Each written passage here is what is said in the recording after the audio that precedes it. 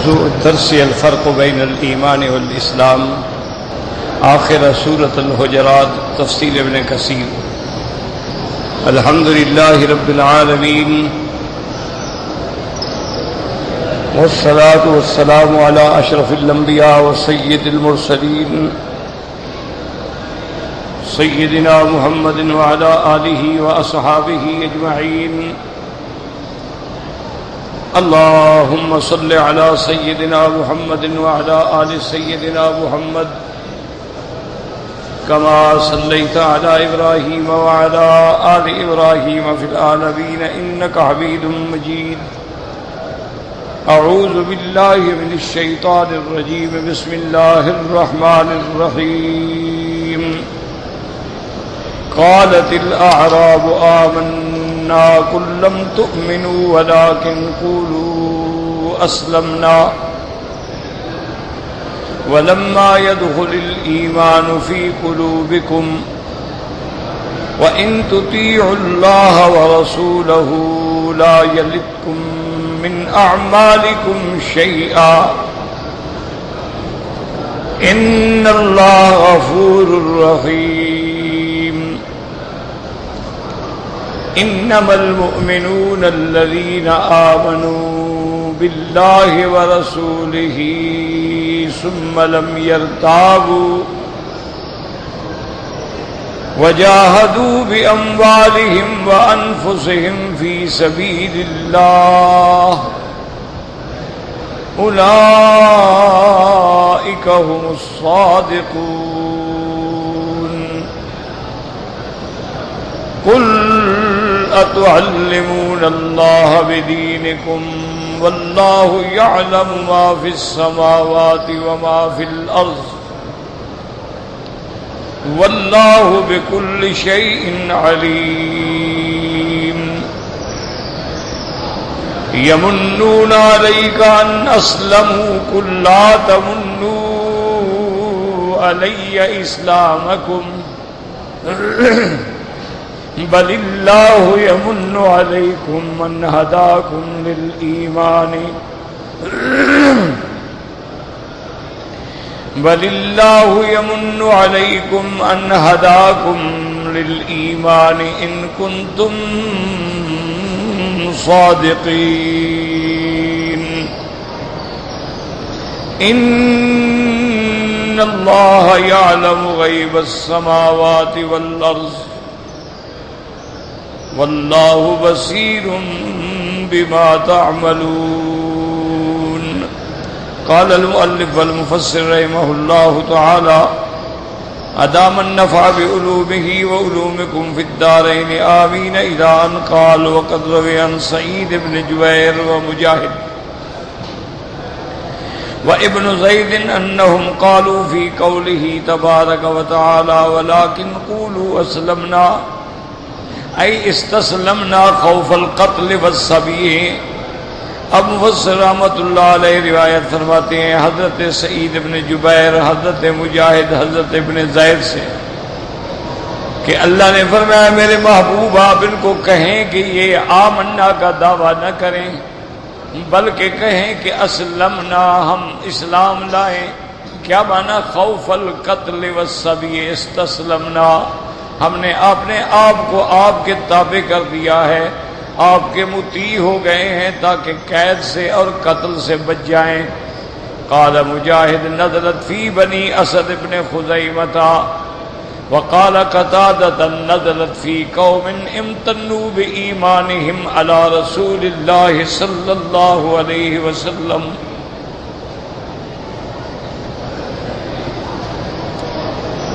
حضرت مجاہد رحمت اللہ علیہ فرماتے ہیں کہ یہ آیت مبارک جو ہیں نزلت فی بنی اسد ابن خزیمہ، بنی اسد ابن خزیمہ کے بارے میں نازل ہوئی. حضرت قتادہ فرماتی ہیں کہ نزلت فی قوم، یہ ایک ایسی قوم کے بارے میں نازل ہوئی امتنوا بایمانہم، اپنے ایمان کے ذریعے جو حضور پہ احسان کر رہے تھے. والصحیح الاول انہم قوم ابدؤوا لانفسهم مقام الایمان ولم يحصل لهم بعد فأدبوا وأعلموا أن ذلك لم يصلوا إليه بعد۔ اب مفسر رحمۃ اللہ علیہ فرماتے ہیں کہ پہلا قول زیادہ صحیح ہے کہ ایک قوم تھی جو حضور کے پاس آئے اور انہوں نے اپنے ایمان کا دعویٰ کیا، حالانکہ ان کو وہ مقام ایمان ابھی نصیب نہیں ہوا تھا۔ فَأُدِّبُوا وَأُعْلِمُوا، ان کو ادب سکھلایا گیا، تعلیم دی گئی کہ ابھی ایمان تمہارے دلوں میں داخل نہیں ہوا، ابھی دعویٰ نہ کرو اپنے ایمان کا۔ وَلَوْ كَانُوا مُنَافِقِينَ لَعَنِفُوا وَفَضَحُوا كَمَا ذُكِرَ الْمُنَافِقُونَ فِي سُورَةِ الْبَقَرَةِ وَإِنَّمَا قِيلَ لِهَؤُلَاءِ تَأْدِيبًا قُل لَّمْ تُؤْمِنُوا وَلَٰكِنْ قُولُوا أَسْلَمْنَا وَلَمَّا يَدْخُلِ الْإِيمَانُ فِي قُلُوبِكُمْ أَيْ لَمْ تَصِلُوا إِلَىٰ حَقِيقَةِ الْإِيمَانِ بَعْدَ۔ اب مفسر رحمۃ اللہ علیہ فرماتے ہیں کہ اس سے مراد منافقین نہیں ہیں۔ اگر منافقین ہوتے تو ان کو ذلیل کیا جاتا، ان کو شرمندہ کیا جاتا، رسوا کیا جاتا، لیکن ان کو تو اللہ نے صرف ادب سکھلایا کہ تم اسلام کا دعویٰ نہ کرو، ابھی ایمان کا مقام تمہیں نصیب نہیں ہوا ہے۔ تو یہ منافق نہیں تھے، بس بدو تھے، اعرابی تھے، اور بیچارے اپنے عدم علم کی بنا پہ یہ باتیں کر رہے تھے، منافق نہیں تھے۔ اب اللہ فرماتے ہیں وَإِن تُطِيعُوا اللَّهَ وَرَسُولَهُ لَا يَلِتْكُم مِّنْ أَعْمَالِكُمْ شَيْئًا أَيْ لَا يَنْقُصُكُم مِّنْ أُجُورِكُمْ شَيْئًا۔ اب مفسر فرماتے ہیں اللہ نے ارشاد فرمایا کہ اگر تم صحیح معنوں میں اللہ کے رسول کی اطاعت کرو تو تمہارے ثواب میں کوئی کمی نہیں ہوگی، تمہیں پورا اس کا اجر دیا جائے گا۔ كَقَوْلِهِ عَزَّ وَجَلَّ وَمَا أَلَتْنَاهُم مِّنْ عَمَلِهِم مِّن شَيْءٍ، ہم نے ان کے اجر میں سے کچھ کو بھی، کسی تھوڑی سی چیز کو بھی نہیں کم کیا۔ وَقَوْلُهُ تَعَالَى إِنَّ اللَّهَ غَفُورٌ رَّحِيمٌ أَيْ لِمَن تَابَ إِلَيْهِ وَأَنَابَ، اللہ بخشنے والے ہیں، اللہ مہربان ہیں، لیکن ان کے لیے جو توبہ کرتے ہیں، اللہ کی طرف رجوع کرتے ہیں۔ جو بندہ چاہے گناہگار ہے، کافر ہے، توبہ کر لے، گناہگار ہے، توبہ کر لے، اللہ کی طرف رجوع کر لے، تو اللہ تبارک و تعالیٰ اپنے بندوں کے بخشنے والے بھی ہیں، مہربان بھی ہیں۔ وقوله تبارك وتعالى إنما المؤمنون الذين آمنوا بالله ورسوله ثم لم يرتابوا، اللہ نے فرمایا یاد رکھو انما المؤمنون کلمہ حسر ہے، یعنی انما المؤمنون الکمل، کامل ایمان والے لوگ وہ ہوتے ہیں جو اللہ کے رسول پہ ایمان لائیں اور پھر کسی قسم کے شک میں نہ پڑیں، کسی قسم کے تذبذب اور تردد میں نہ پڑیں۔ اے لم یشکوا ولا تزلزلوا بل ثبتوا على حال واحدہ وہی التصدیق المحض، اگر دکھ آتا ہے، تکلیف آتی ہے یا راحت آتی ہے، وہ اسی ایمان پہ قائم ہیں۔ ان کے پاؤں میں کبھی زلزلہ نہیں آیا، کبھی ہلے نہیں ہیں، کبھی شک و شبہ نہیں کیا۔ وجاہدوا باموالہم وانفسہم فی سبیل اللہ، اے بذلوا مہجہم ونفائس اعمالہم فی طاعت اللہ ورضوانہ، جنہوں نے اپنی ذات کو، اپنے نفس کو اور اپنے مال کو اللہ کے راستے میں قربان کر دیا۔ اولئک هم الصادقون اے فی قولہم اذا قالوا انہم مؤمنون، ایسے لوگ اگر کہیں کہ ہم ایمان والے ہیں تو یہ سچے ہیں، تم تو ابھی اس مقام پہ نہیں پہنچے ہو۔ لا كبعض الآراب الذین لیس لهم من الایمان الا الکلمۃ الظاہرہ، اس طرح نہیں جیسے وہ آرابی آئے تھے، ان کے پاس تو صرف ظاہری لفظ تھے، ابھی ایمان ان کے اندر داخل نہیں ہوا تھا۔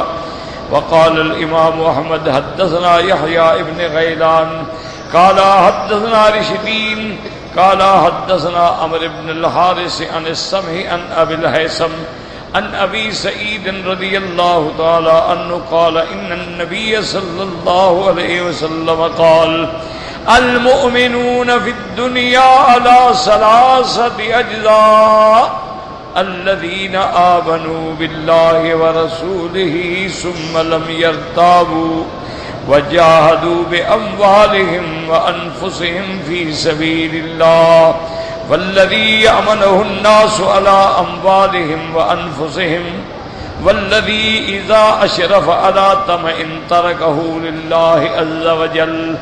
اب اس حدیث میں آتا ہے کہ حضرت ابی سعید رضی اللہ تعالی عنہ فرماتے ہیں کہ سرکار دو جہاں محبوب دو عالم حضرت محمد مصطفیٰ صلی اللہ علیہ وسلم نے فرمایا کہ دنیا کے اندر مومن جو ہیں وہ تین قسم پہ ہوتے ہیں. ایک قسم تو وہ ہے الذین آمنوا باللہ ورسولہ ثم لم یرتابوا وجاہدوا باموالہم وانفسہم فی سبیل اللہ. جو اللہ پر ایمان لائے, اللہ کے رسول پہ ایمان لائے اور پھر کسی قسم کا شک نہیں کیا, اللہ کے رستے میں اپنے مال اور نفس سے جہاد کیا. ایک یہ قسم ہے. اور دوسری قسم ہوتی ہے والذی یأمنہ الناس علی اموالہم وانفسہم. اور دوسری قسم وہ ہے کہ جن پر لوگ اعتماد کرتے ہیں وہ ان کے مال اور ان کے نفس پہ امانت والے ہیں, ان کو کبھی خیانت نہیں کرتے, نقصان نہیں پہنچاتے. اور تیسری قسم وہ ہے والذی اذا اشرف علی طمع ترکہ للہ عز وجل. وہ بندہ جس کے دل میں طمع ہو, توجہ ہو جائے دل کی, پھر اللہ کے ڈر سے چھوڑ دے, وہ بھی اللہ کے ہاں بہت بڑے مرتبے اور ایمان والا ہے. تو اسی لیے یاد رکھیں کہ یہ بھی ایک مسئلہ ہے حدیث مبارک کے مطابق کہ انسان کو مثلا کسی دوست نے, کسی شاگرد نے ہدیہ دیا ہے, ہدیہ قبول کرنا سنت. لیکن ایک یہ ہے کہ آدمی کا دل پہلے یہ اشراف ہے کہ میں آج فلاں شاگرد کے گھر دعوت پہ جا رہا ہوں, وہ لازم مجھے کوئی نہ کوئی ہدیہ دے گا تو اب لینا حرام. اسی لیے واقعہ لکھتے ہیں کہ حضرت تھانوی رحمت اللہ علیہ بہاولپور اسٹیٹ ایک اسلامی ریاست تھی. اب تو ریاست نہیں ہے, اب تو ایک صوبہ, ایک ڈویژن ہے. پہلے دور میں انگریزوں کے دور میں یہ ریاست تھی مستقل اور باقاعدہ اسلامی اسٹیٹ تھی, یعنی صحیح معنوں میں الحمدللہ اس میں اسلامی اصول جو تھے وہ نافذ تھے. پورے آپ کے ملک میں صرف یہ بہاولپور ریاست تھی جہاں جامعہ اسلامیہ تھا. یہ واحد ریاست تھی جہاں امور مذہبیہ کا محکمہ تھا. یہ واحد ریاست تھی جہاں انتقال جو تھے وہ فتوے کے مطابق, میراث اسلامی کے مطابق درج ہوتے تھے. یہ واحد ریاست تھی کہ جہاں رمضان کا احترام تھا. اور یہ واحد ریاست تھی کہ جہاں اگر ملازمین حج کے لیے چھٹی لیتے تھے تو ان کو 6 مہینے کی چھٹی اور بما تنخواہ دی جاتی تھی. اور یہ واحد ریاست تھی جس میں عربی مدارس تھے, مؤدب تھا, رفیق تھا اور فاضل تھا. یہ پورے آپ کے ملک میں کہیں نہیں تھا, صرف بہاولپور میں تھا. اس کی ایک تاریخ ہے. تو بہرحال وہاں پر حضرت تھانوی رحمت اللہ علیہ تشریف لائے تو اصل اسباب یہ تھے کہ وہاں سر رحیم بخش جو تھے وہ ایک قسم کے وزیر اعظم تھے. چونکہ ہز ہائنس جو تھے صادق, وہ چھوٹی عمر میں ان کو تاج پہنا دیا گیا تھا. تو ان کے لیے ایک آنریری جو ہے وہ وزیر اعظم رکھا گیا تھا کہ کام وہ سنبھالے گا, بس نواب صاحب کا دیکھ نام ہوگا. وہ تو 7 سال کے بچے تھے. اور سر رحیم بخش جو تھے یہ علماء دیوبند کے بڑے معتقد تھے. تو اس لیے مقدمہ بہاولپور میں بھی انہوں نے علامہ انور شاہ کو بلایا اور وہاں حضرت مولانا خلیل احمد سہارنپوری رحمۃ اللہ علیہ آئے اور وہاں حضرت تھانوی آئے، بڑے بڑے علماء آتے رہے، تو یہ ایک سبب تھا آنے کا۔ حضرت تھانوی رحمۃ اللہ علیہ تو اس وقت تو بادشاہ بڑی عمر ہو گئی تھی ماشاءاللہ، تو بادشاہ نے ملاقات کی، ملاقات کے بعد حضرت تھانوی کی خدمت میں ہدیہ پیش کیا۔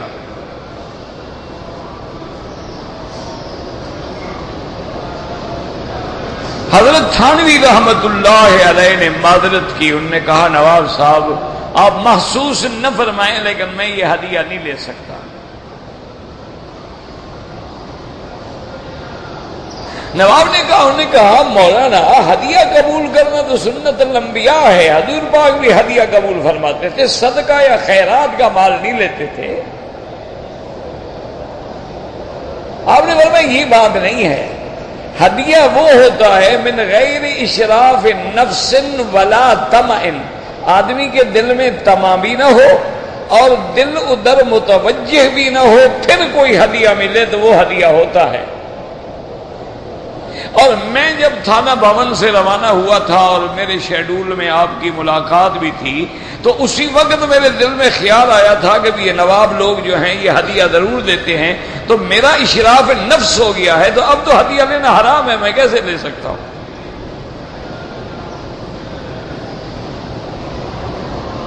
اس وقت کے نواب بھی ماشاءاللہ دینی لوگ ہوتے تھے، مذہبی لوگ ہوتے تھے، اسلامی لوگ ہوتے تھے، بڑی بات تھی نا جی، ورنہ بادشاہ تھے غصے میں آ جاتے، ناراض ہو جاتے، نکالا نہیں حضرت بالکل ٹھیک۔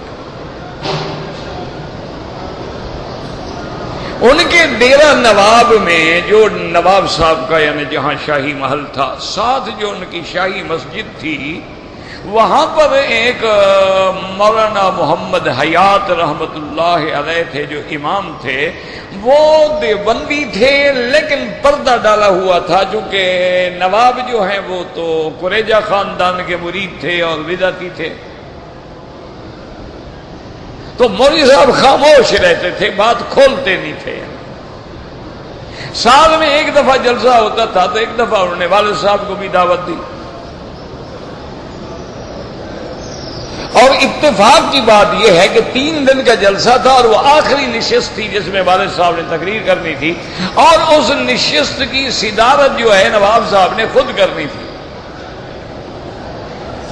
کہ جلسے کے اختتام پہ آخری نشست میں تشریف لاتے تھے، جلسہ ہوا، تقریر ہوئی، دعا ہوئی، ختم ہوئی، نواب صاحب چلے گئے، لوگ چلے گئے، تو مولانا محمد حیات صاحب نے والد صاحب سے کہا، انہوں نے کہا حضرت میں نے تو اپنے آپ کو پردہ ڈال کے چھپایا ہوا ہے کئی سال سے، اور آپ کو میں نے دعوت بھی دے دی ہے، اور آپ بلوچ آدمی ہیں، میری عزت کا لحاظ رکھنا، کہیں شروع نہ کر دینا کوئی سخت بات،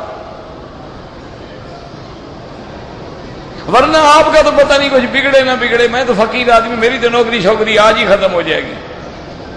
سب چپ ہو گئے۔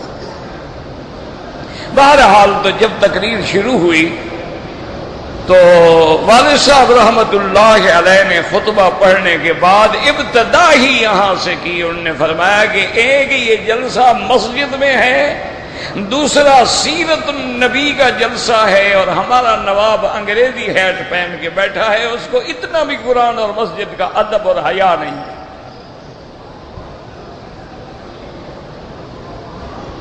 فوراً نواب صاحب نے ہیٹ اتارا اور جیب سے چھوٹا رومال نکالا اور سر پہ باندھ کے ادب سے بیٹھ گئے۔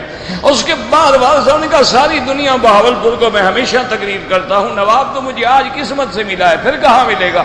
سب سے بڑا فاسق ہے، فاجر ہے، زانی ہے، اور اس کے گھر میں آج بھی ان کی نوجوان بہنیں اور بیٹیاں کنواری بیٹھی ہوئی ہیں، ملعون ان کی شادی بھی نہیں کرتا، حرام کھاتا ہے گھر۔ اب جناب مولوی صاحب کے پسینے چھوٹے ہوئے ہیں اور والد صاحب تو اپنے جوش میں ہیں اور نواب صاحب خاموش۔ 2 گھنٹے کی تقریر میں نواب صاحب کو تو انہوں نے مٹی میں ملا دیا اور جو کہہ سکتے تھے نہ کہا، اور اس کے بعد قرآن پاک اللہ نے آواز دی تھی، قرآن پاک پڑھتے تھے الحمدللہ الحمدللہ، تو پھر ایک وجد ہوتا تھا دنیا پہ۔ تقریر جب ختم ہوئی تو سردار امین خان شاید تھے لودھی، آج ان کے بیٹا بھی بیمار ہے، اللہ شفا عطا فرمائے۔ اور حضرت مولانا دوست محمد قریشی رحمۃ اللہ علیہ کی اہلیہ بھی فوت ہو گئی، اللہ انہیں جنت الفردوس نصیب فرمائے۔ تو وہ اس زمانے میں کمشنر پولیس ہوتے تھے بہاولپور کے ریاست کے۔ تو نواب صاحب جب مسجد سے نکلے، عصر کی نماز ہو گئی، نماز کے بعد نواب صاحب نکلے تو کمشنر نے سلوٹ کیا اور کہا کہ سر اجازت دیں، اس گستاخ مولوی کو گرفتار کر لیا جائے۔ آپ کی شان میں گستاخی۔ نواب صاحب کھڑے ہو گئے، انہوں نے کہا بات سنو لودھی صاحب، اتنے عرصے سے میں جلسے میں آتا ہوں، مولوی حیات ہمیشہ میراثی بلایا کرتا تھا جو میرے گیت گاتے تھے، ایک ہی تو عالم آیا ہے جس نے مجھے حق کہا، میں اس کو گرفتار کروں تو اللہ کا قہر ٹوٹے گا اور میری ریاست بھی نہیں رہے گی۔ خبردار اگر تم نے ان کی طرف اشارہ بھی کیا، بلکہ جاؤ اور میری طرف سے مولانا کو دعوت دو کہ وہ رات محل میں تقریر کرے میری بیگمات کو اور میری بیٹیوں کو اور میری بہنوں کو۔ تو والد صاحب نے کہا کہ ٹھیک ہے میں تقریر کروں گا، ایک شرط پہ نواب صاحب سے کہہ دو نہ تیرے گھر کا پانی پیوں گا، نہ چائے نہ روٹی، کیونکہ میں سمجھتا ہوں کہ حرام ہے، تیرے خزانے میں حرام ہے، سگریٹ پر ٹیکس ہے، تمباکو پر ٹیکس ہے، چکلے پہ ٹیکس ہے، زنا پہ ٹیکس ہے، سارا تیرے خزانے میں آ رہا ہے تو خزانہ تو تیرا حرام ہے۔ ایک دودھ کے مٹکے میں ایک قطرہ پیشاب کا ڈال دو تو مٹکا حرام ہو جائے گا۔ یہی وجہ ہے نا میرے عزیز آج سرکاری تنخواہوں میں برکت نہیں ہے کہ اس میں ہر بلا آ رہی ہے نا، حرام بھی تو اندر آ رہا ہے۔ تو والد صاحب رحمۃ اللہ علیہ نے رات کو جا کے تقریر کی اور نواب صاحب نے دوسرے دن یعنی بیٹھ کر 21 لڑکیوں کا ایک دن میں بیٹھ کے نکاح کیے اور سارا گھر الحمدللہ صاف کر دیا۔ یہ نواب تھے، حق سنتے تھے، برداشت کرتے تھے، حق کہنے والوں کی عزت کرتے تھے۔ تو نواب صاحب نے بھی غلام وزیر سے کہا کہ ہدیہ اٹھا لو، مولانا نے ٹھیک کہا، کوئی ناراضگی۔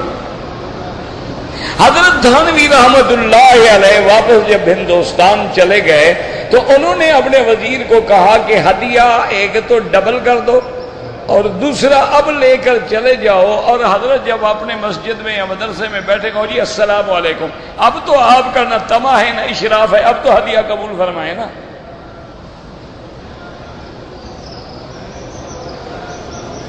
تو وہاں جا کے انہوں نے ہدیہ پیش کیا اور انہوں نے کہا کہ حضرت اب نہ اشراف نفس ہے نہ آپ کا طمع ہے، آپ کے تو خیال میں بھی نہیں ہوگا نا کہ نواب صاحب وہاں پھر مجھے ہدیہ بھی بھیجیں گے، تو جب آپ کا خیال نہیں ہے اب تو ہدیہ قبول کریں۔ حضرت مسکرا پڑے اور آپ نے قبول فرما لیا۔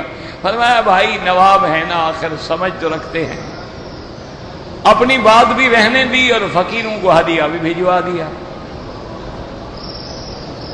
تو یہ بڑے لوگ ہوتے تھے۔ آج کل تو حضرت ایک ذمہ دار کو حق بات کہو نہیں سنتا، آج تو آپ ایک تھانے دار کو حق کی بات کہیں تو شام کو آپ کو الٹا لٹکا دیں۔ وہ لوگ تھے الحمدللہ، اللہ ان کی جو چلے گئے اللہ ان کی قبروں پہ کروڑوں رحمتیں فرمائے۔ تو اس لیے یاد رکھیں کہ اصل مومن کہلانے کے حقدار وہ ہیں کہ جن کے دلوں کے اندر کوئی طمع ہے ہی نہیں، اگر ہو اللہ کے لیے چھوڑ دیتے ہیں۔ وَقَوْلُهُ سُبْحَانَهُ وَتَعَالَى قُلْ أَتُعَلِّمُونَ اللَّهَ بِدِينِكُمْ أَيَّ تُخْبِرُونَهُ بِمَا فِي ضَمَائِرِكُمْ۔ اللہ نے فرمایا میرا محبوب ان کو ادب سکھلائیں کہ یہ جو آگے کہہ رہے ہیں آمنا آمنا، کہنے کی کیا ضرورت ہے، یہ اللہ کو جتلانا چاہتے ہیں، اللہ کو بتلانا چاہتے ہیں، حالانکہ اللہ تو علام الغیوب ہیں۔ واللہ یعلم ما فی السماوات وما فی الارض ای لا یخفی علیہ مثقال ذرۃ فی الارض ولا فی السماء ولا اصغر من ذلک ولا اکبر۔ اللہ تبارک و تعالیٰ کے آگے تو آسمان و زمین میں کوئی چیز ذرے کے برابر ہے، اس سے چھوٹی بڑی بھی چھپی ہوئی نہیں ہے، تو ان کا اسلام ایمان بھی چھپا ہوا نہیں ہے۔ واللہ بکل شیء علیم۔ ثم قال تعالی یمنون علیک ان اسلموا قل لا تمنوا علی اسلامکم یعنی الاعراب الذین یمنون باسلامہم ومتابعتہم ونصرتہم علی الرسول صلی اللہ علیہ وسلم. اللہ تبارک و تعالی نے فرمایا یہ اعراب آ کے جو احسان جتلا رہے ہیں کہ ہم اسلام لے آئے، ہم آپ کے تابع ہو گئے، ہم آپ کی مدد کے لیے آئے ہیں، اللہ نے فرمایا ان کو کہہ دو کہ لا تمنوا علی اسلامکم، تم احسان نہ جتلاؤ، اے فإن نفع ذلك انما يعود علیکم وللہ المنت علیکم فیہ، اسلام لانے کا فائدہ بھی تمہیں ہوگا، یہ تو اللہ کا احسان ہے کہ اس نے تمہیں اسلام نصیب کر دیا ہے. بل اللہ یمن علیکم ان ہداکم للایمان ان کنتم صادقین. اے فی دعواکم ذالک کما قال النبی صلی اللہ علیہ وسلم للانصار یوم حنین یا معشر الانصار الم اجدکم ضلالا فہداکم اللہ بی. جیسے کہ میرے آقا نے قصہ حنین کے موقع پر انصار کو خطاب فرمایا تھا، آپ نے فرمایا اے معاشر الانصار تم گمراہ تھے، تم کفر میں پڑے تھے، میری وجہ سے اللہ نے تمہیں ہدایت دی. وَكُنْتُمْ مُتَفَرِّقِينَ فَأَلَّفَكُمُ اللَّهُ بِهِ، تم آپس میں لڑتے تھے، اوس و خزرج کی جھگڑے تھے، میری وجہ سے اللہ نے تمہیں اکٹھا کر دیا، تمہارے دلوں میں محبت ڈال دی. وَكُنْتُمْ عَالَةً فَأَغْنَاكُمُ اللَّهُ بِهِ، اور تم فقر و فاقہ کی زندگی گزار رہے تھے، میری وجہ سے اللہ نے اموال غنیمت دے کے تمہیں غنی بنا دیا. كُلَّمَا قَالَ شَيْئًا قَالُوا اللَّهُ وَرَسُولُهُ آمن، یعنی جب حضور فرماتے وہ کہتے بالکل حق ہے، بالکل حق ہے. وقال الحافظ ابو بکر البزار حدثنا ابراہیم بن سعد الجوہری قال حدثنا یحییٰ بن سعید الانبی ان محمد بن قیس النبی اون ان سعید بن جبیر بن عباس رضی اللہ عنہما قال جاءت بنو اسد الى رسول اللہ صلی اللہ علیہ وسلم فقالوا یا رسول اللہ. حضرت ابن عباس فرماتی ہیں کہ بنو اسد کے لوگ آئے، انہوں نے آ کے حضور کی خدمت میں کہا کہ یا رسول اللہ اسلمنا، ہم اسلام لے آئے. وقاتلت کل عرب ولم نقاتل کا، باقی عرب قبائل نے آپ سے جنگیں کی ہیں لیکن ہم نے کوئی جنگ نہیں کی، ہم نے کوئی لڑائی نہیں کی، بغیر کسی کے ہم خود حاضر ہو گئے. فقال رسول اللہ صلی اللہ علیہ وسلم ان فقہم قلیل و ان الشیطان ينطلق على السنتهم، آپ نے فرمایا ان کی سمجھ تھوڑی ہے، اگر ان کو سمجھ ہوتی تو یہ اللہ کا شکر ادا کرتے. ونزلت هذه الآية يمنون عليك أن أسلموا قل لا تمنوا علي إسلامكم بل الله يمن عليكم من هداكم للإيمان إن كنتم صادقين. ثم لا نعلم قال لا نعلمه يروى إلا من هذا الوجه ولا نعلم روى أبو أون محمد بن عبيد الله عن سعيد بن جبير غير هذا الحديث. ثم كرر الأخبار بعلمه بجميع الكائنات وبصره بأعمال المخلوقات فقال، پھر اللہ فرماتی ہیں کہ پوری مخلوقات کا مجھے علم ہے اور پوری مخلوقات کے ہر عمل کو میں دیکھنے والا ہوں. ان اللہ یعلم غیب السماوات والارض واللہ بصیر بما تعملون. آخر تفسیر سورۃ الحجرات وللہ الحمد والمنت وبہ التوفیق والعصمت. اب آپ دیکھ لیں کہ سورۃ الحجرات کی ابتدا میں کیا تھا؟ ادب. اس کو کہتے ہیں ربط اب آخر سورت ما اول سورت. ابتدا میں پہلا ادب کیا تھا کہ یا ایھا الذین آمنوا لا تقدموا بین یدی اللہ ورسولہ، اللہ کے رسول کے آگے کسی کام میں جلد بازی نہ کرو، پیش قدمی نہ کرو. یہ ادب تھا. یہاں آخر میں بھی وہ ادب آیا کہ میرے نبی پر احسان نہ جتلاؤ کہ تم اسلام لائے ہو، یہ تو اللہ کا احسان ہے کہ اس نے تمہیں ہدایت فرما دی ہے. تو آخر اور اول جو ہے کلام مربوط ہے، اس کو کہتے ہیں ربط ما بین اول صورت و ما بین آخر صورت. جیسے اول صورت میں آیا تھا واتقوا اللہ، اللہ سے ڈرو، ان اللہ سمیع علیم، اللہ ہر بات سننے والے ہیں، جاننے والے ہیں. اور یہاں بھی اللہ نے آخر میں فرمایا ان اللہ یعلم غیب السماوات والارض واللہ بصیر بما يعملون، اللہ دیکھنے والے ہیں جو تم عمل کرتے ہو۔ تو کتاب سورت جو ہے مرتبط ہے اور ان کے درمیان ربط جو ہے وہ واضح ہے، اس کو کہتے ہیں ربط سورت اول سورت ما آخر سورت، اسی طرح ربط سورہ ما بین سورہ، ربط اول ما الآخر، ربط آخر سورت ما السورت الثانیہ۔ تو یہ کتاب سب سے بڑی اس میں جو کتاب ہے اس کا نام ہے نظم الدرر فی ربط الآیات والصور۔ علامہ بقائی رحمۃ اللہ علیہ نے وہ کتاب تفسیر لکھی ہے جس کا نام ہے نظم الدرر فی ربط الآیات والصور۔ بڑی عظیم تفسیر ہے، نایاب ہو گئی تھی، لیکن حیدرآباد دکن میں جو عثمانیہ یونیورسٹی ہے انہوں نے اس کو شائع کیا، اب الحمدللہ پھر شائع ہو گئی تو اب عام ہو گئی، ورنہ وہ نایاب تھی، بالکل نہیں ملتی تھی، لیکن اب اللہ کا شکر ہے کہ وہ ہر جگہ مل رہی ہے۔ تو الحمدللہ ثم الحمدللہ تم سورۃ الحجرات ویلیہ سورۃ قاف، واللہ اعلم۔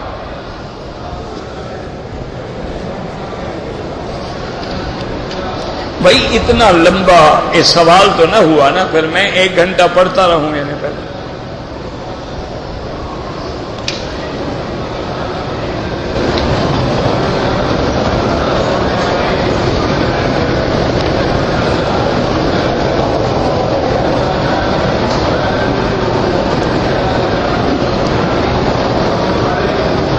بہرحال آپ نے بال جو ہے دیر کر دی ہے بال کاٹنے میں، لیکن الحمدللہ کٹوا لیے انشاءاللہ، کوئی نہیں ہے، لیکن شرط یہ ہے کہ اس دوران میں کوئی غلطی نہ ہو۔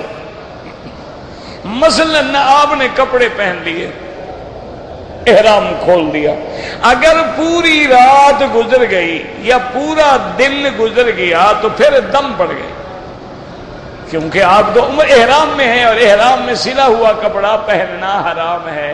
جب تک آپ بال نہ کٹائیں آپ احرام سے نکلے ہی نہیں۔ اچھا اسی طرح کسی نے جا کے ماشاءاللہ خوشبو کے صابن سے غسل فرما لیا، تب بھی دم ہو گئی۔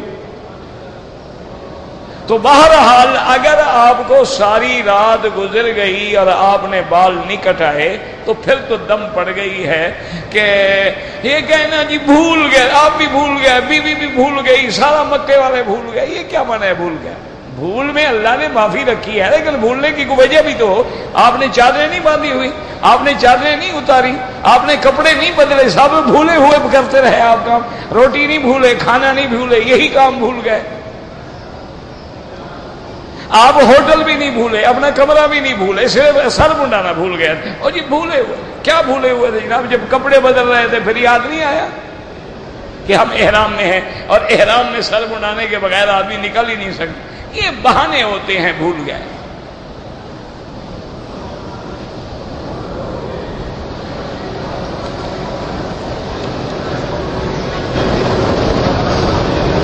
میں طواف کر رہا تھا، میں نے 5 چکر لگائے تو مجھے کوئی کام یاد آ گیا، میں چلا گیا۔ ماشاءاللہ تو بہتر تھا تم نہ کرتے طواف۔ کون سا کعبہ شریف تمہارے بغیر اداس کھڑا تھا؟ اس کی وجہ ہے، یاد رکھو، ہنسنے کی وجہ نہیں، قرآن ہے کہ لا تبطلوا اعمالکم، اپنے اعمال کو باطل نہ کیا کرو۔ کیا معنی؟ جب شروع کر دیا ہے تو پورا کرو۔ اور یہ بھی یاد رکھو کہ نفلی عبادت ہے، طواف نفلی عبادت، لیکن جب ہم نے شروع کر دیا واجب ہو گیا۔ اب کہاں نفلی رہا؟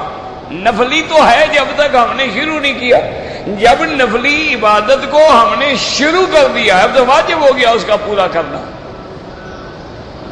تو آپ نے جناب واجب بھی توڑا۔ اب آپ ایسا کریں کہ ایک دفعہ پھر اسی نیت سے طواف دہرائیں گے، یا اللہ وہ جو میں نے طواف چھوڑا تھا اس کے بدلے میں کر رہا ہوں، اور آئندہ احتیاط۔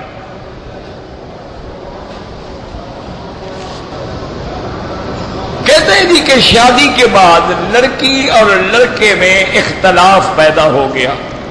اصل بات یہ بھی ہے کہ لڑکا حقوق زوجیت ادا کرنے کے قابل بھی نہیں ہے، اور ذہنی ہم آہنگی بھی نہیں ہے۔ لڑکی نے مطالبہ کیا کہ خلو کا مجھے طلاق دے دو، حق المہر ہر چیز واپس لے لو، وہ لڑکا نہیں مانتا ہے، تو میرا بھائی اس کا حل یہ ہے کیوں جب تک وہ طلاق نہ دے طلاق تو نہیں ہوگی۔ اس کا واحد علاج یہ ہے کہ اگر تو اسلامی حکومت ہے، جیسے اس ملک میں اللہ کا شکر ہے اسلامی حکومت ہے، قاضی ہیں، علماء ہیں، عدالتیں ہیں، قرآن و سنت کے مطابق فیصلے ہوتے ہیں۔ اگر تمہارے ملک میں ایسے حالات ہیں تو بڑی اچھی بات ہے، اور اگر ایسے حالات نہیں ہیں، آپ ایک کافر حکومت میں رہتے ہیں، تو وہاں علاج یہ ہوتا ہے کہ آپ 2-3 علماء کی ایک کمیٹی بنا دیں۔ وہ علماء کی کمیٹی بیٹھ کے دونوں کے احوال سنے اور لڑکے کو میڈیکل بورڈ کے حوالے کر کے فیصلہ کرے کہ وہ حقوق زوجیت کے قابل ہے یا نہیں ہے۔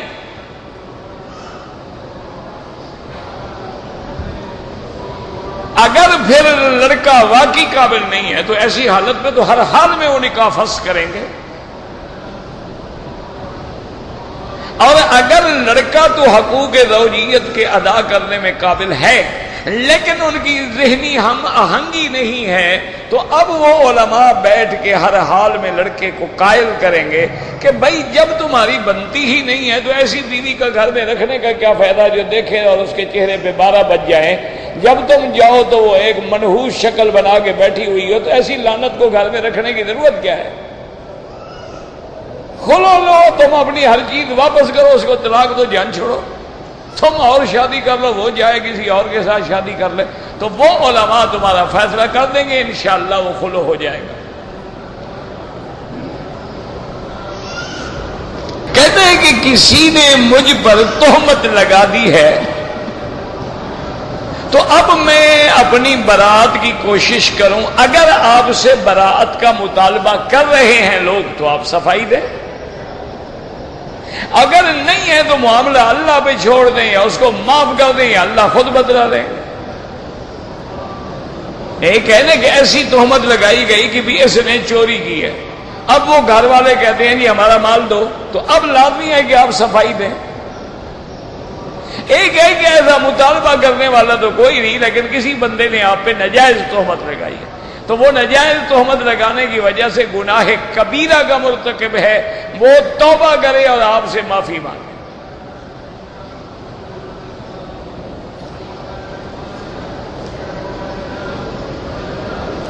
مسجد الحرام ہو یا مسجد نبوی ہو یا کوئی مسجد ہو، نمازی کے آگے گزرنا بالکل ناجائز ہے۔ مسجد الحرام میں ایک مجبوری ہے کہ یہاں 2 لاکھ آدمی نے جو مسجد سے نکلنا ہو، اگر سارے کھڑے رہیں تو پھر تو کل شام کو نکلیں گے، تو اس لیے مجبوری میں اگر نکلنا ہو تو سجدے کی جگہ سے تھوڑا دور ہو کے گزر جائے۔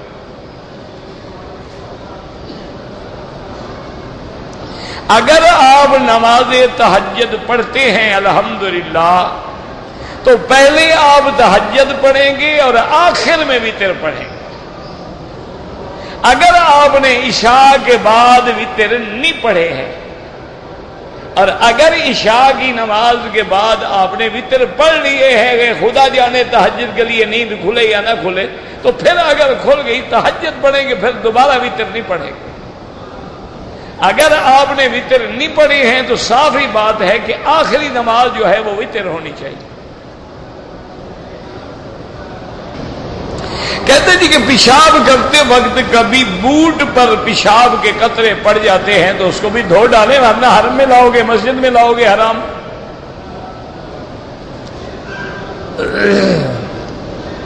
کالے جادو کی کیا علامات ہیں؟ کسی نیلے جادوگر سے پوچھو، مجھے کیا پتا،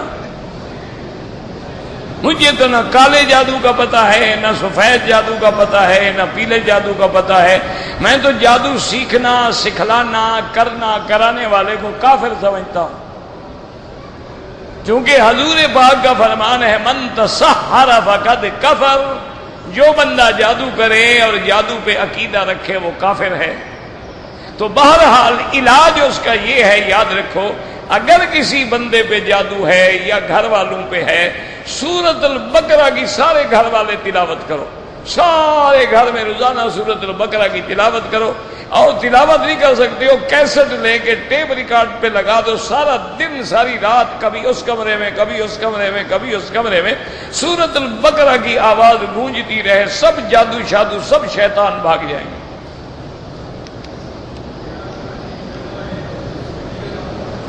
کہتے جی منافقت کی 4 نشانیاں جو ہیں حدیث میں ہیں نا، جب بات کرے تو جھوٹی کرے، اذا حدث کذب، کہ جب بات کرے جھوٹی کرے، وعدہ کرے تو وعدہ خلافی کرے، امانت رکھو تو خیانت کرے، اور اگر کسی سے جھگڑا ہو جائے تو گالیاں بکے۔ یہ 4 نشانیاں ہیں منافق کی۔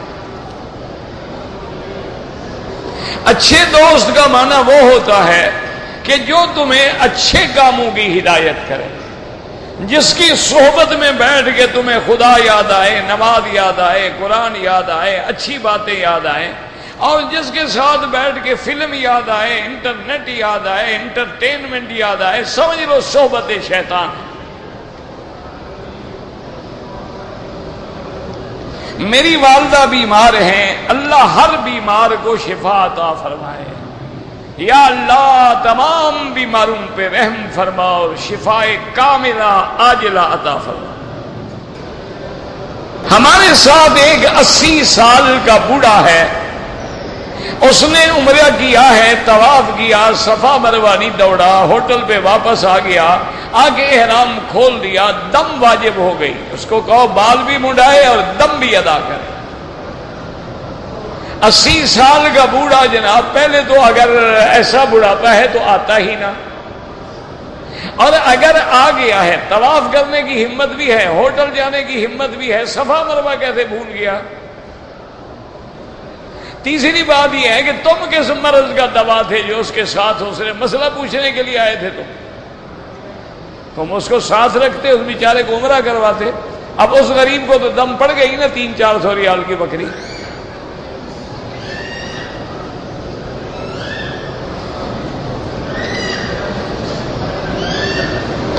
گھر میں جو محفل میلاد کرتے ہیں وہ گھر میں کرو، شہر میں کرو، مسجد میں کرو، بر میں کرو، خالص بدعت ہے، جس کا ثبوت نہ قرآن میں ہے، نہ حدیث میں ہے، نہ خلفاء راشدین میں ہے، نہ اصحاب رسول میں ہے، نہ خیر القرون میں ہے۔ یعنی دین حضور کے زمانے میں ایمان سے کہیں مکمل ہو گیا یا چھوٹے موٹے ٹکڑے رہ گئے؟ ہاں جی، تو اگر میلاد دین ہے تو پھر تو اس کا ذکر دین میں ہونا چاہیے تھا، قرآن میں، حدیث میں۔ الیوم اکملت لکم دینکم، یا اللہ نے فرمایا میرے مدنی آج میں نے دین کامل کر دیا ہے، تو کہاں لکھا ہے کہ میلاد بناؤ؟ تو اس کا مطلب ہے کہ دین میں تو نہ ہوا، اگر دین میں نہ ہوا تو پھر کیا ہوا؟ اور پھر اگر یہ دین ہے، تمہیں حضور کا احترام ہے، حضور کو اپنے ابا ابراہیم کا احترام بھی نہیں کہ ایک دفعہ تو منا لیتے، نہ ان کو اپنے ابا حضرت اسماعیل کا احترام ہے۔ حضرت ابو بکر، عمر، عثمان، علی، سیدنا حسن، حسین رضوان اللہ علیہم اجمعین، اہل بیت رسول نے بھی حضور کا میلاد نہیں منایا ہے۔ پھر صحابہ کا دور پورا گزر گیا، تابعین کا دور پورا گزر گیا، تبع تابعین کا دور پورا گزر گیا، حضور کے 600 سال بعد ایک مظفر بادشاہ تھا مصر کا جس نے یہ بدعت رائج کی۔ یہ تو خالص بدعت ہے۔ تو آدمی کو ٹھنڈے دل سے سوچا، اور یہ بھی یاد رکھو، اللہ معاف فرمائے، کہ اس کا اصل جڑ جو ہے وہ دین نصارہ میں سے عیسائی لوگوں نے اصل میں میلاد کی بنیاد رکھی ہے۔ آج بھی آپ دیکھ لیں کہ مسلمانوں کی تاریخ جو ہے وہ ہجری ہے، کہ 1431 ہجری، 2010 میم لکھا ہوتا ہے آگے میلادی، چونکہ ان کی تاریخ شروع ہوتی ہے جس دن حضرت عیسیٰ علیہ السلام پیدا ہوئے، تو میلاد کی ابتدا انہوں نے کی ہے، اسی لیے آج بھی ان کے ہر گھر میں ہر بچے کی باقاعدہ سالگرہ منائی جاتی ہے۔ اور ماشاءاللہ ہمارے مسلمان ہیں، حاجی ہیں، عمرے والے ہیں، یہ بھی باقاعدہ اسی طرح انگریزوں کی نسل بنتے ہیں، کیک رکھیں گے، شمع لگائیں گے، بچے کو کھڑا کریں گے، وہ پھونک مارے گا، یہ کیک کاٹیں گے، happy birthday to you کے نعرے لگائیں گے، یہ تو وہ رسم ہے۔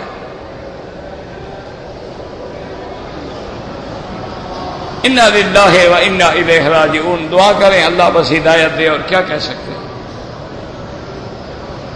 کہتے جی کہ داتا صاحب ہیں، سلطان باہو ہیں، داتا تو دنیا میں کوئی نہیں اللہ کے سوا، یہ تو تم جاہل کہتے ہو نا داتا، ان کا نام تو حضرت علی حجویری رحمت اللہ علیہ، داتا تو کوئی نہیں ہو سکتا، داتا تو صرف خدا کی ذات ہے، بندہ کیسے داتا بن سکتا ہے؟ ان کو کس نے علم دیا، ان کو کس نے فقر دیا، ان کو کس نے بزرگی دی؟ ان کا نام حضرت علی احمد حجویری رحمت اللہ علیہ ہے، وہ بہت بڑے اولیاء اللہ میں گزرے ہیں، اللہ ان کی قبروں پہ کروڑوں کروڑوں رحمتیں نازل فرمائے۔ اسی طرح سلطان باہو رحمت اللہ علیہ بھی بہت بڑے بزرگ گزرے ہیں، اور ماشاءاللہ انہوں نے بھی توحید کا بہت بڑا درس دیا ہے اپنے شعروں میں، اپنے اشعار میں، انہوں نے بھی اپنے مریدوں کو بڑا جگایا ہے۔ یہ سلطان باہو ہمارے قریب اچ شریف میں پیدا ہوئے ہیں، لیکن ان سے جا کے مزار پہ کھڑے ہو کے حاجت مانگنا کہ مجھ پہ پیر صاحب کرم کریں، میری مشکل حل کریں، تو ابو جہل سے بھی بڑا شرک ہے۔ ابو جہل نے کبھی کسی مردے پہ جا کے مانگا ہے؟ وہ تو بتوں سے مانگتے تھے، اور یہ کہتے تھے کہ یہ بت جو ہیں ہمارے اور اللہ کے درمیان میں واسطہ وسیلہ ہیں، یہ خود کچھ نہیں ہے۔ وہ کہتے تھے کہ یہ جو ہے نا جی، یہ اللہ کے طرف ہمیں ملانے والے ہیں، یہ خود تو کچھ بھی نہیں ہے۔ اور ہم تو ان کو کہتے ہیں کہ مہربانی کر کے میری مشکل حل فرما، میں تیری نگری میں آیا ہوں، میں تیرے دربار میں آیا ہوں، مجھے تو بیٹا عطا فرما۔ جب غیر سے مانگو گے، اسی کا نام تو شرک ہے۔ تم تو قرآن بھول گئے، ایاک نعبد و ایاک، تیری ہی عبادت کرتے ہیں اور تجھ ہی سے مدد مانگتے ہیں۔ قرآن کہتے ہیں وَمَنْ أَضَلُّ مِمَّن يَدْعُو مِن دُونِ اللَّهِ، اللہ نے فرمایا میرا مدنی آپ بتلا دیں امت کو، اس سے بڑا بد کردار اور گمراہ کون ہے جو مجھے چھوڑ کے کسی غیر سے مانگے؟ یہ تو سب سے بڑا شرک ہے۔ آپ مزاروں پہ جائیں، آپ ان کے لیے دعا کریں، آپ ان کے مغفرت کی دعا کریں، آپ ان کے رفع شان کی دعا کریں کہ یا اللہ ان کے مدارج بلند فرما، ان کے درجات بلند فرما، ان کی محنتیں تیرے دین کے لیے جو ہیں ان کو قبول فرما۔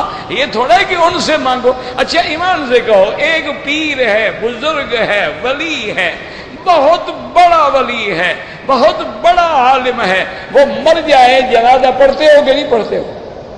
ہاں جی، نہیں، پیروں کا بھی جنازہ ہوتا ہے یا بغیر جنازے کے دفن کر دیتے ہوتا ہے؟ نہیں، پیر مر جائے تمہارے علاقے میں اس کا جنازہ پڑھتے ہیں؟ اچھا، جنازے میں کیا کہتے ہو؟ بھائی مہربانی کرو نا، کعبہ شریف میں بات تو کھلی کرو، مولوی مکی کی بات نہ ماننا، لیکن قیامت میں یہ نہ کہنا کہ ہمیں توحید سمجھائی نہیں تھی۔ پھر انشاءاللہ تیرا گردن ہوگی اور میرا ہاتھ ہوگا۔ اب جنازے میں کھڑے ہیں، کیا کہتے ہو؟ یا پیر ہماری مدد فرما، یہی مانگتے ہو کہ اللہم اغفر لحینا و میتنا، اس کے لیے مانگ رہے ہو یا اس سے مانگ رہے ہو؟ سمجھو، اللہم اغفر لحینا و میتنا و شاہدنا و غائبنا و صغیرنا و کبیرنا و ذکرنا و انثانا، اس کے لیے مانگ رہے ہو یا اس سے مانگ رہے ہو؟ اچھا، جب وہ اس کی میت باہر رکھی تھی تو ہماری دعاؤں کا محتاج تھا، جب 3 میٹر نیچے چلا گیا تو مشکل کشا ہو گیا۔ خدا کا خوف کرو، اللہ سے ڈرو۔ ہم اس کے لیے دعائیں کر رہے تھے کہ اللہم نقہ عن الخطایا کما ینقى الثوب الابیض من الدنس، اللہم اغسل خطایاہ من الماء والثلج والبرد، اللہم اکرم نزلہ، اللہم وسع مدخلہ، اللہم بدل دارہ خیرا من دارہ، بدل اہلہ خیرا من اہلہ، اللہم اغفرہ ورحمہ وتجاوز عنہ۔ ہم اس کے لیے دعائیں کر رہے تھے، جب اندر چلا گیا وہ کہہ دیا مہربانی کرو جناب مجھے بچہ عطا فرما دو۔ بچے کی فیکٹری لگائی ہوئی ہے پیر صاحب نے۔ انا للہ، یہ سب سے بڑا شرک ہے، یاد رکھ لو۔ اللہ کے سوا کسی کو پکارنا، سورنا، نظر، نیاز، منت، یہ سب سے بڑا شرک ہے۔ میں جدے سے آتا ہوں مکہ کے لیے، عمرہ کرنا چاہیں بالکل کر سکتے ہیں، حنبلی مسلک ہو یا حنفی ہو، سارے مسالک الحمدللہ برحق ہیں، ائمہ اربعہ برحق ہیں، اللہ ان پہ کروڑوں رحمتیں کرے۔ لیکن قاعدہ یہ ہوتا ہے جس ملک میں جس امام کی فقہ عملاً فتوے کے طور پہ درساً رائج ہو، عمل اسی پہ کیا جائے گا۔ اگر کوئی زندہ آدمی ہے اس کے لیے دعا کریں، وہ خود طواف کرے، پرفیوم استعمال کر سکتے ہیں، بالکل کر سکتے ہیں، خضاب لگانا جائز ہے، کالی مہندی حرام ہے، کالا خضاب بھی حرام ہے، لیکن اگر کالا نہ ہو کوئی اور رنگ ہو تو جائز ہے۔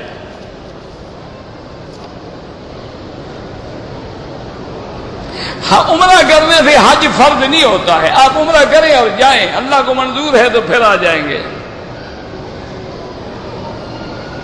یہ مجھ سے پڑھا نہیں جاتا، آپ نے کیا لکھا ہے؟ قسم رب دی، پتہ نہیں کیا ہے کیا۔ امام صاحب کے پیچھے نماز میں سورت فاتحہ پڑھنی چاہیے، حنفی مسلک میں نہیں پڑھنی چاہیے۔ اگر آپ شافی مسلک پہ ہیں تو بالکل پڑھا کریں، ہم تو کسی سے ضد نہیں کرتے، لیکن دلائل نہ پڑھنے والوں کے زیادہ قوی ہیں۔ ایک تو سب سے پہلے اللہ کا قرآن ہے کہ اذا قرئ القرآن فاستمعوا له وانصتوا، جب قرآن پڑھا جائے سنو اور چپ کرو۔ اور ایک صحیح مسلم کی حدیث ہے، حضور نے جب نماز سکھلائی ہے، بتلایا ہے کہ امام کیا کرے اور مقتدی کیا کرے، وہاں آپ نے فرمایا اذا قرأ فانصتوا، جب امام پڑھے تو تم چپ کرو۔ اسی طرح فرمایا اذا قال غیر المغضوب علیہم ولا الضالین فقولوا آمین، جب امام غیر المغضوب علیہم ولا الضالین کہے تو تم آمین کہو۔ تو معلوم ہوا غیر المغضوب والی سورت پڑھنا اس کی ذمہ داری ہے، وہ ہماری ذمہ داری نہیں ہے۔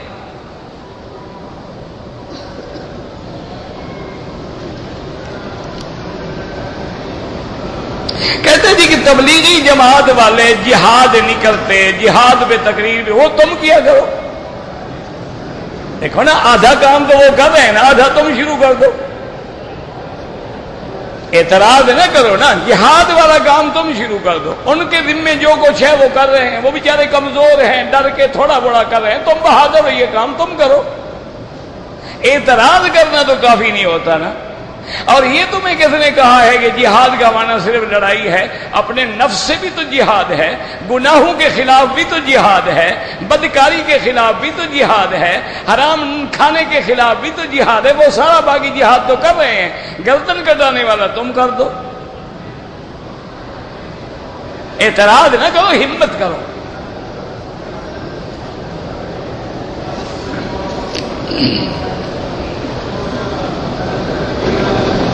اگر حرم میں داخل ہوں تو حرم کا تحیہ جو ہے وہ طواف ہے۔ اگر طواف نہ کر سکو تو پھر 2 رکعت پڑھ کے بیٹھ جاؤ۔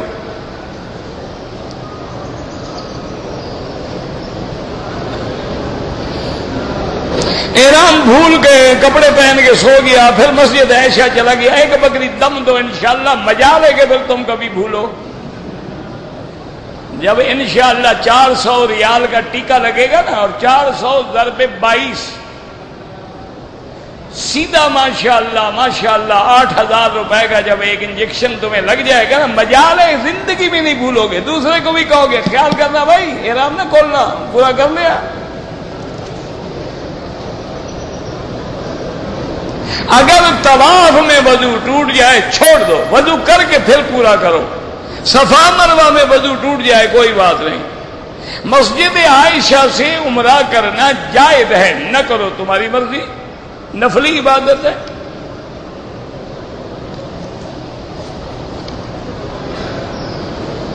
زکات کی رقم جو ہے وہ مسجد مدرسے پہ نہیں لگ سکتی۔ ہاں اگر تمہارا کوئی بھائی یا بہنوئی غریب ہے اس کو دے سکتے ہو۔ اگر خیرات کی رقم ہم کسی غیر مسلم کو دے دیں، اگر مسلمان غریب سارے ماشاءاللہ امیر ہو گئے ہیں تو غریب کو کافر کو بھی دے دو۔ اور اگر حالات ایسے ہیں کہ کوئی تمہارا ہمسایہ ہے، کافر ہے، ہندو ہے، غریب ہے، بالکل دو، مدد کرو اس کی۔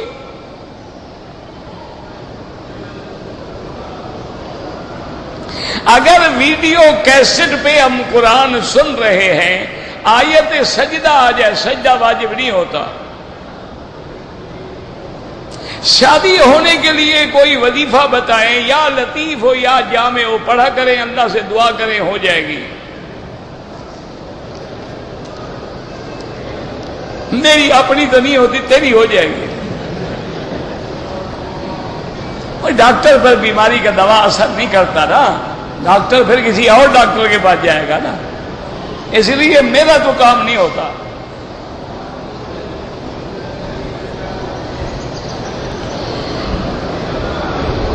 عمرے میں احرام باندھنے کے بعد حلق کرنا بالکل واجب ہے۔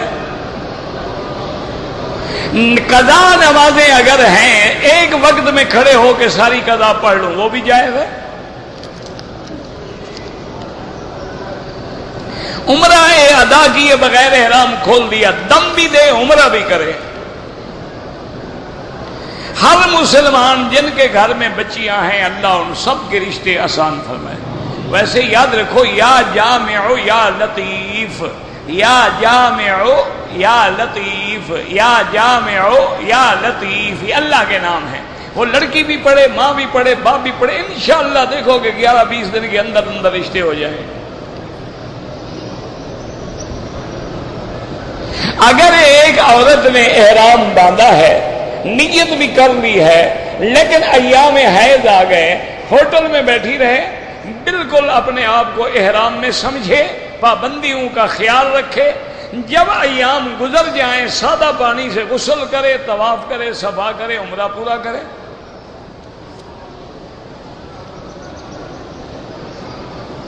اگر مکے میں رہتے ہوئے طواف زیادہ کریں تو افضل ہے، عمرہ کریں جائز ہے۔ 11ویں پکاتے ہیں ہمارے ہاں، بالکل کھانا حرام ہے، چونکہ غیر اللہ کی طرف نسبت ہے، وہ اللہ کی نہیں ہے نا، وہ تو پیر صاحب کی 11ویں ہے نا۔ تو جب نسبت غیر اللہ کی طرف ہو جائے، وما اہل بہ لغیر اللہ، وہ حرام ہو جاتی ہے۔ حالت احرام میں میں نے غلاف کعبہ کو ہاتھ لگایا، کچھ نہیں ہوتا۔ عورتیں جو ہے نہ جراب پہنے نہ دستانے پہنے عمرے میں،